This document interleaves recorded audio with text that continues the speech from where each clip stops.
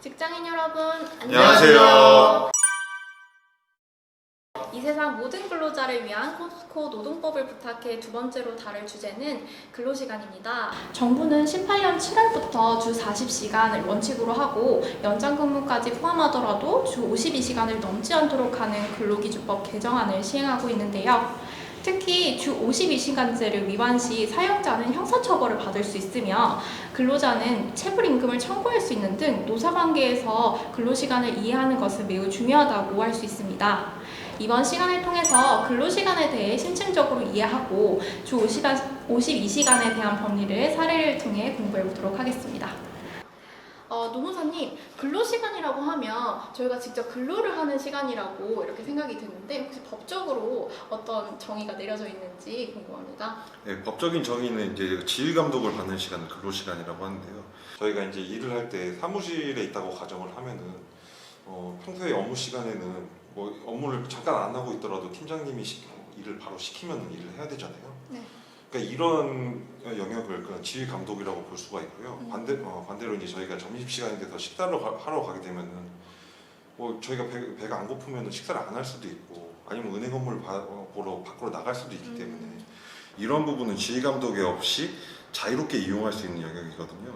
이제 이런 개념을 근로시간이 아니라 휴게시간이라고 노동법에서는 보고 있습니다.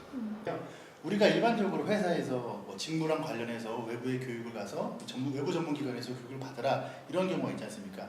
이런 경우에는 이제 회사의 필요에 의해서 업무에 의해서 가는 거기 때문에 근로시간으로 인정할 수가 있겠지만 그것이 아니고 저희 직무와 관련이 없는 뭐 예를 들어 개인의 제가 노사협력 담당인데 운전면허 갱신을 위한 교육을 받으러 가요. 그런 경우에 직무랑 연관이 있다고 보기 어렵지 않습니까? 그리고 회사의 필요가 있다고 인정하기도 어렵고 그런 경우에는 같은 교육에 참여한 경우지만 근로시간으로 인정하기는 어려울 것으로 판단이 됩니다.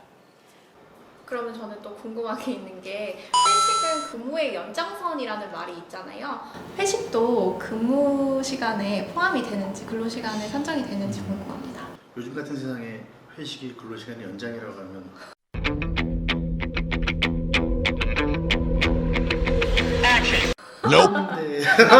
근데 우리 근로복지공단에서는 회식 도중에 이제 사고가 발생했을 때 산재로 인정할 수 있는지 없는지에 대해서 몇 가지 징표를 두고 판단을 하고 있습니다.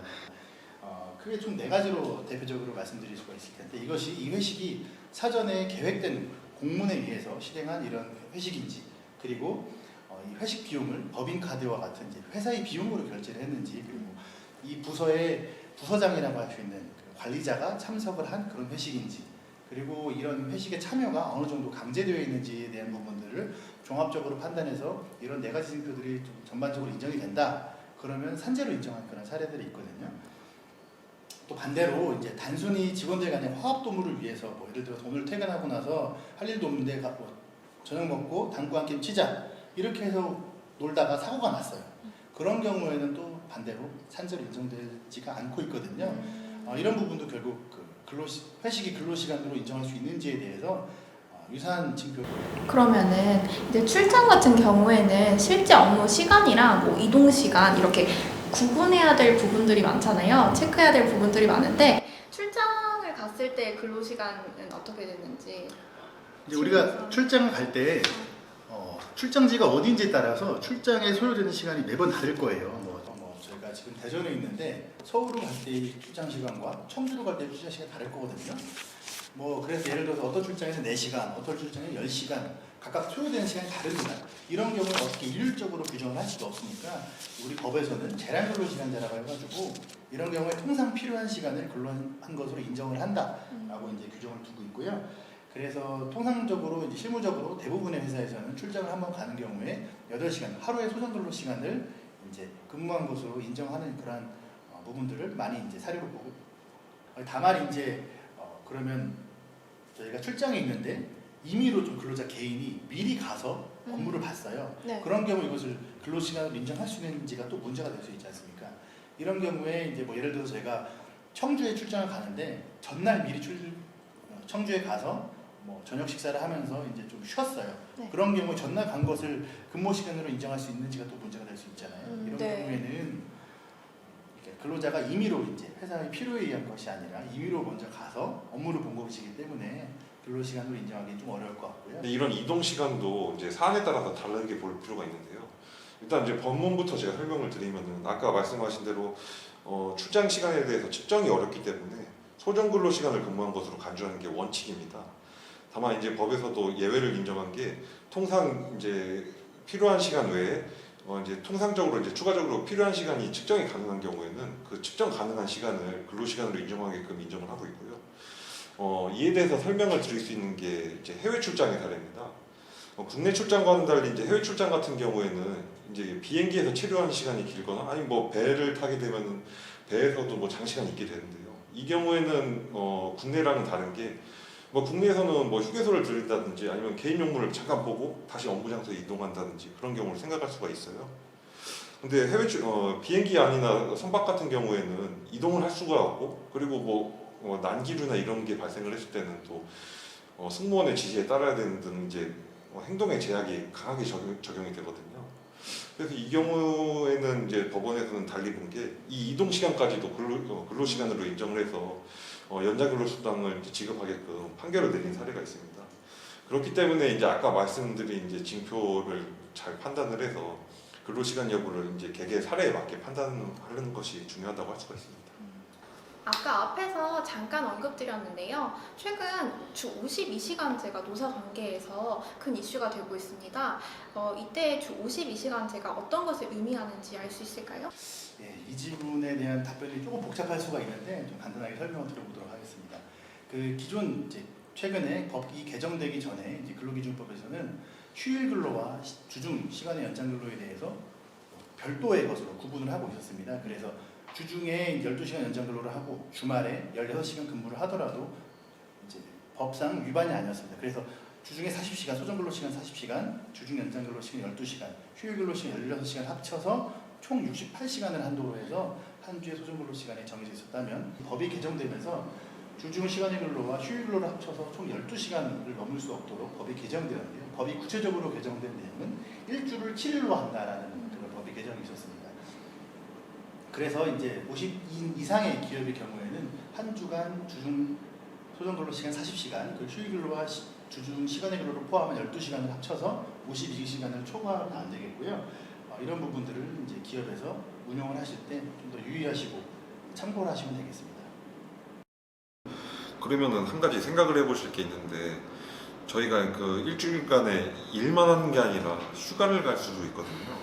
그래서 예를 들어서 월요일부터 금요일까지 일을 하는 사람인데 수요일날 휴가를 갔어요. 근데 토요일날 일이 있어서 이분이 토요일날 8시간을 또 일을 하신 거예요. 그러면 사회자님은 이게 만약에 토요일날 일한 8시간이 연장 근로라고 생각하세요? 아니면은 이날은 그냥 어떻게 봐야 될까요? 연장 근로라고 생각합니다. 왜 그럴까요? 원래 이렇게 쉬는 날 이상이 말해주셔야죠. 원래 쉬는 날 나오면 1.5배 받지 않아요? 그래서 조금 더 쳐줘야 되는 부분이 있어서 연장 근로라고 이제 계산이 돼야 되지 않을까. 네, 많은 분들이 이제 그래서 이제 토요일은 원래 일을 하는 날이 아니다 보니까 토요일날 나오면 이거 연장 근로 아니냐 이렇게 단순하게 생각을 하실 수가 있는데 저희 수요일날 휴가를 썼던 부분은 이게 일을 안 해서 임금을 받는 부분이긴 하지만 이걸 근로라고 인정이 되는 시간이 아니거든요. 그렇기 때문에 월요일부터 금요일날까지 일한 시간은 32시간이 되는 거고요. 그럼 결국에 토요일날 8시간을 일하면서 40시간을 채우는 상황이기 때문에 이 부분에 대해서는 연장 근로로 인정을 되는 것은 아니고요. 저희 공사 같은 경우에는 경력 단절 여성들을 대상으로 이제 하루에 4시간만 근무할 수 있도록 이제 채용을 하고 있는데 이 경우에는 연장 근무를 어떻게 개선할 수 있을까요? 먼저 이 부분에 대해서 설명드리려면 단시간 근로자에 대한 좀 설명을 드리는 게 좋을 것 같아요. 네, 이 부분을 설명을 드리면 먼저 이제 단시간 근로자와 통상 근로자에 대한 설명을 먼저 드리면 좋을 것 같아요. 단시간 근로자는 통상 근로자보다 이제 근로 시간이 적은 사람들을 단시간 근로자라고 하거든요. 그래서 예를 들어서 기업에서 40시간 근무를 하는 것을 통상 근로자라고 정하고 있다라고 한다면 주중 30시간 근무하는 것을 이제 단시간 근로자라고 볼 수가 있겠습니다. 그래서 방금 말씀하신 것처럼 단시간 근로자는 소정 근로 시간이 통상 근로자에 비해서 짧은 이런 특성이 있고, 이래서 이분들은 원래 한 주에 근무해야 되는 시간이 30시간인 거예요. 그래서 만약 이분들이 그 주에 42시간을 근무를 했다라고 하면 통상의 30시간보다 12시간을 초과한 것이기 때문에 이때 연장근로 한도인 12시간을 다 충족한 것으로 이렇게 보시면 됩니다. 그래서 이분들은 한 주에 42시간을 초과하는 근무를 하면 안 되는 것이고요. 그런 부분들을 이제 노무 관리하실 때 유의하시면 되겠습니다. 아, 그럼 단시간 근로자들도 이제 연장 근로의 제한이 최대 12시간까지인 건가요? 그렇습니다. 아. 이제 소정 근로 시간 외에 12시간을 한도로 30시간보다 30시간에 12시간을 초과해서 할 수 없는 그런 것으로 이해하시면 되겠습니다. 자, 그래서 오늘은 근로시간에 대해서 공부를 해봤는데요. 만약에 이 영상이 유익하셨으면 구독, 좋아요. 알림 설정 부탁드려요. 부탁드립니다. 그리고 저희가 또 3편도 있습니다. 마지막으로 3편 준비하고 있으니까요. 그 부분도 좀 제발 좀 봐주셨으면 좋겠습니다. 자, 그럼 다음에 또 만나요. 제발. 제발. 아, 오래 제발을 오래 해야죠.